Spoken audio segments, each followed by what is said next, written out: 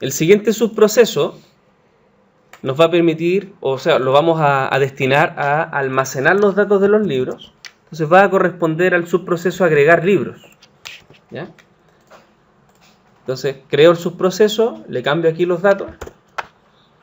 Se va a llamar agregar libros. Pero aquí tenemos un problema. Yo tengo que ser capaz de guardar en las matrices, en valores y en datos, las matrices que yo definí al principio. Pero resulta que las matrices existen acá en la estructura principal. Entonces, ¿cómo lo vamos a hacer?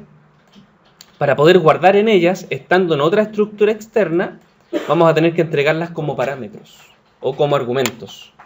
O sea, este subproceso necesita que nosotros le entreguemos la matriz valores y la matriz datos para que podamos guardar en esas estructuras.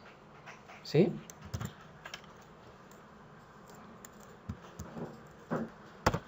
Como esto hay que llenarlo gracias a la ayuda de un para, necesitamos definir i que nos ayude a recorrer. Y después de eso definimos el para.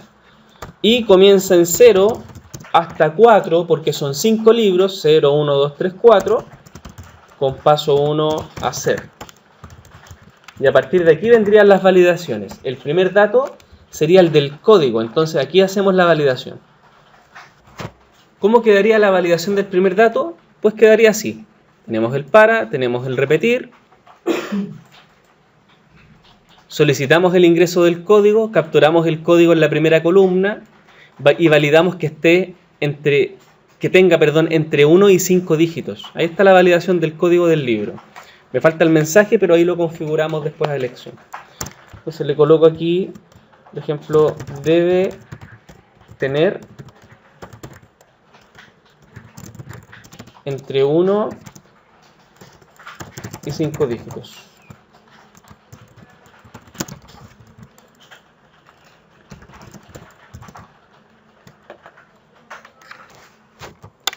Ya, debajo de esta validación haríamos la validación del nombre.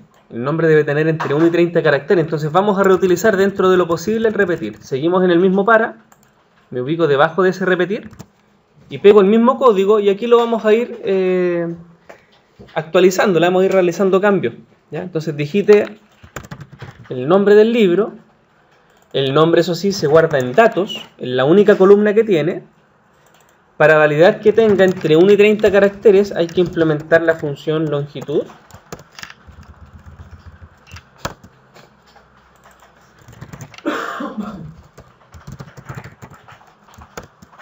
Recuerden que longitud detecta la cantidad de caracteres que tiene una palabra, o una frase, o una cadena en este caso.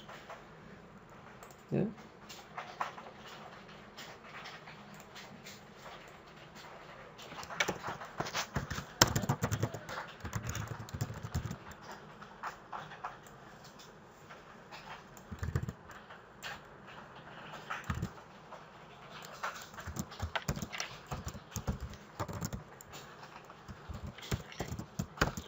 Y listo, ahí tenemos la validación del nombre para que tenga entre 1 y 30 caracteres. La siguiente validación es la del autor. Entonces debajo del nombre colocamos ahí ya. Entonces reutilizo la validación del código. Lo ubico dentro del para, pero debajo de la validación del nombre. Y hacemos los cambios. Digite el autor del libro. Le voy a mostrar, eso sí, las opciones de autor. Si digita el 1 va a ser P. Coelho. Si digita el 2 va a ser C. Sánchez. Digite el autor. El código se guardó en la 0. El autor se guarda en la siguiente, en la 1. ¿Ya? El dato va a estar malo cuando no sea ni 1 ni 2. Recuerden que otra forma de expresar esa desigualdad, esa pregunta de si son distintos, es con la exclamación. Aquí. O sea, si no es 1, si es distinto de 1, si es distinto de 2. ¿Ya? Entonces debe, aquí le cambio, le coloco error en la opción del autor.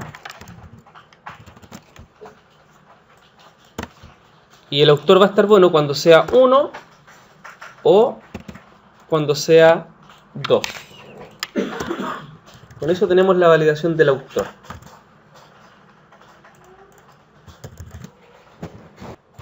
Por último, la validación del precio. Entonces, debajo de la validación del autor,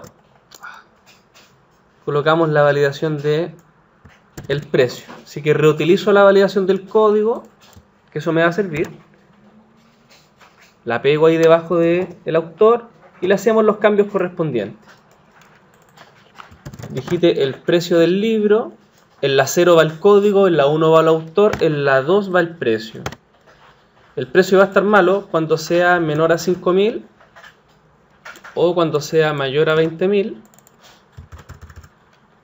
Ahí le mostramos el error que debe estar entre 5.000 y 20.000.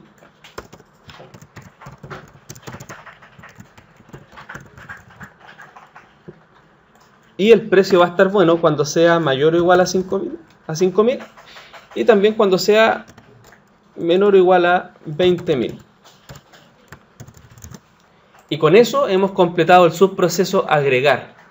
¿Ya? Lo que hay que hacer es mandarlo a llamar en el menú.